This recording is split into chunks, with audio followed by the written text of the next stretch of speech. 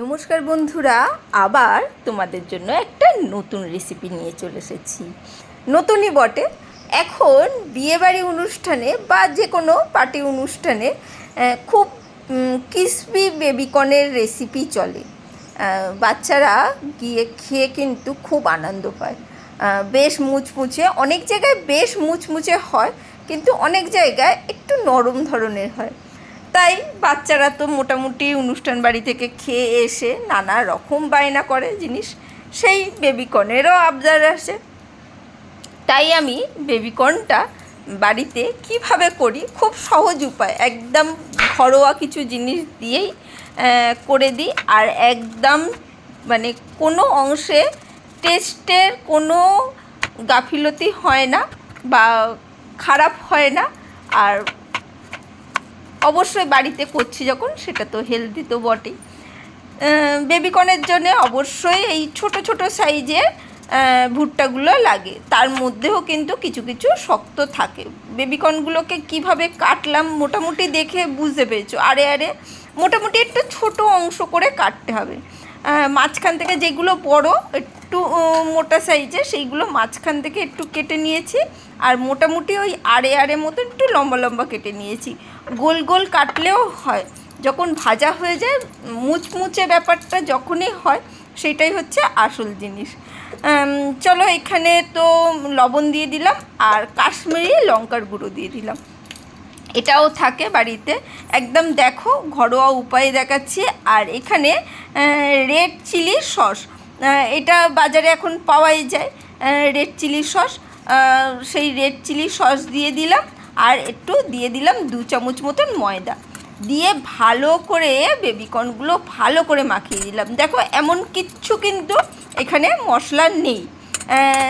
আর একদম মানে ওই চিলি বেবিকর্ন যে ক্রিসপি সেই ধরনেরই হয়, একদম বেশ ঝাল আর মুচমুচে। একদম গ্যারেন্টি দিয়ে বলছি, এইভাবে এই পদ্ধতি যদি ফলো করো, একদম দেখবে বিয়েবাড়ি বা অনুষ্ঠান বাড়ির মতন ক্রিসপি বেবিকর্নটা পাবে। এখন তো মোটামুটি ওই রেস্টুরেন্টেও পাওয়া যায়, সেটাও কথা নয়।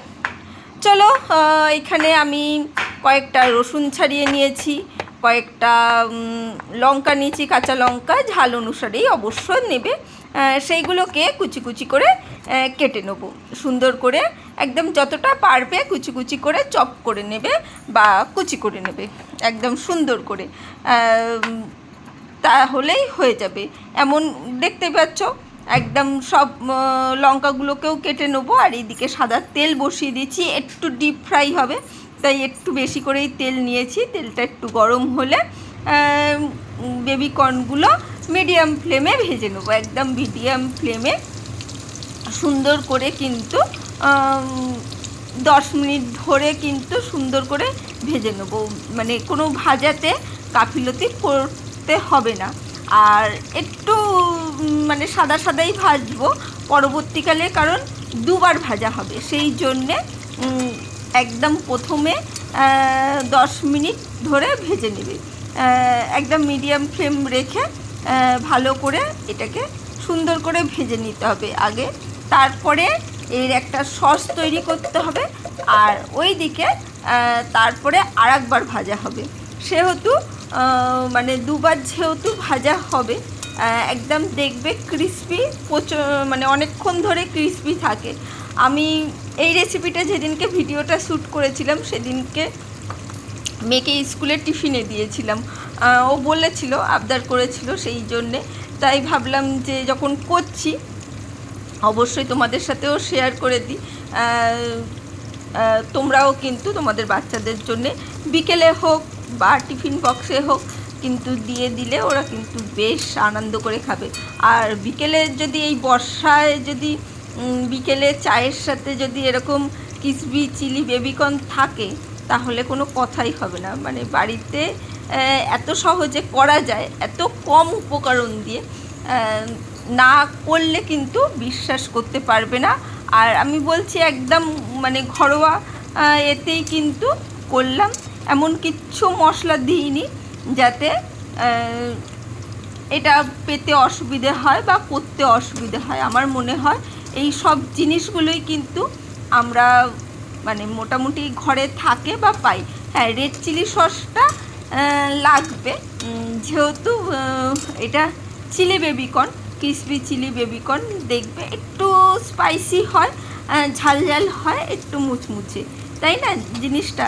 সেই জন্যে ওইটাকে যদি তোমরা অবশ্যই দোকান থেকে খুঁজে পেতে পারো তাহলে কিন্তু কোনো অসুবিধা হবে না। মোটামুটি সবাই জানে, অনেকে যদি না জানো দোকানে, মুদিখানার দোকানেই কিন্তু পেয়ে যাবে। এইদিকে দেখো সব বেশ ভাজা হয়ে গেছে, দেখতেই পাচ্ছ বেশ সাদা সাদা রয়েছে।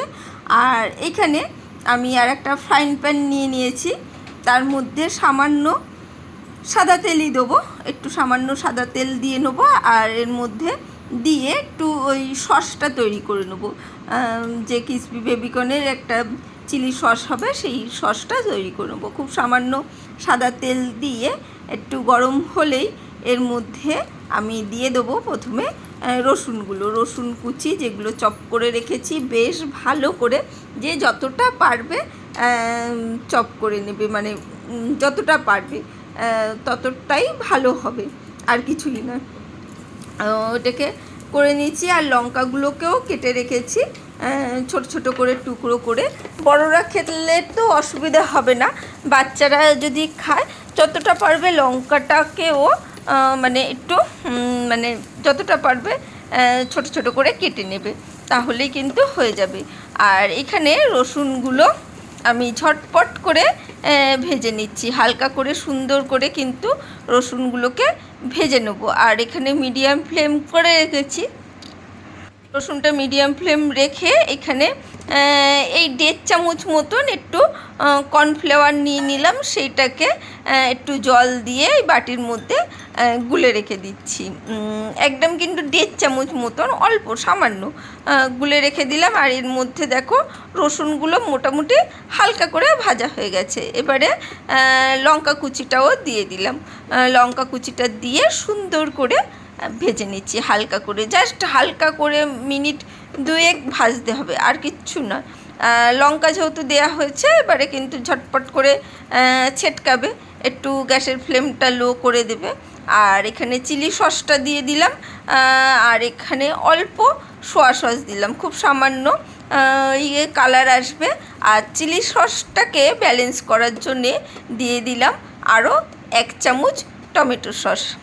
চিলি সসটাও 1 চামচের একটু 1.5 চামচ মতন দিয়েছি, যেহেতু একটু ঝাল ঝাল হবে সেই জন্যে। আর ওইটাকেই ব্যালেন্স করার জন্য কিন্তু টমেটো সস 1 চামচ দিয়েছি। আর সোয়া সসটা তো খুব কম পরিমাণ দিলাম, দেখতেই পেলে। সসে যেহেতু লবণ রয়েছে সেহেতু আমি এখানে লবণটা দিইনি, আর ওইখানে তো বেবিকর্নে লবণ দেয়াই রয়েছে, সেই জন্যে অসুবিধা হবে না।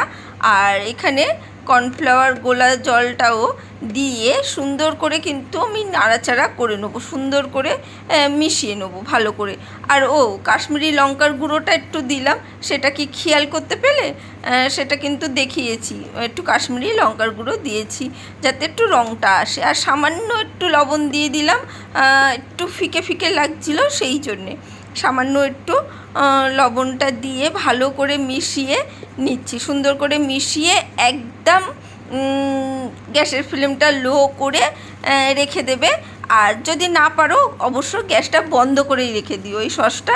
এই দেখো এইভাবে ঘনত্বটা দেখতে পাচ্ছ, একটা টান টান ভাব আসছে, সেই পর্যায়ে কিন্তু সসটা রেডি। এবারে ওইটাকে সসটা রেডি করার পর আর একবার এই বেবিকর্নগুলোকে সুন্দর করে আরও 2 থেকে 3 মিনিট ভেজে নেব।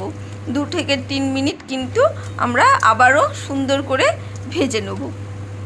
আর সসটা রেডি করেই কিন্তু এই দ্বিতীয়বার ক্রিসপি বেবিকর্নগুলো ভাজা করবে, কারণ ভাজা করে রেখে দিলে কিন্তু হবে না। ভাজা তখনই, এই সসটা যখন রেডি হয়ে যাবে তারপরেই কিন্তু ভাজতে আর একবার দ্বিতীয়বার ভাজতে শুরু করবে। ভেজে এই ছাঁচের মধ্যে তুলে নিলাম, আর এর মধ্যে দিয়ে এবারে সসটা জেলে দিয়েছি হাই ফ্লেমে দিয়ে একদম এইভাবে নাড়াচাড়া করে নিতে হবে হালকা করে। একদম হাই ফ্লেমে দিয়ে বেবিকর্নগুলো দিয়ে দিয়েছি, ভাজা বেবিকর্নগুলো। ব্যাস হাই ফ্লেমে জাস্ট হালকা করে 1 থেকে 1.5 মিনিট নাড়াচাড়া করে ব্যাস ক্রিসপি বেবিকর্ন রেডি। কিন্তু আমরা কিন্তু আর কিচ্ছু লাগবে না, একবার এইভাবে সহজভাবেই করে দেখো। আমি বলছি গ্যারেন্টি দিয়ে, রেস্টুরেন্ট থেকে বা বিয়েবাড়ি বা অনুষ্ঠান বাড়ির থেকে কম হবে না। আজকের জন্যে টাটা, বাই বাই, আবার দেখা হবে অন্য কোনো দিন।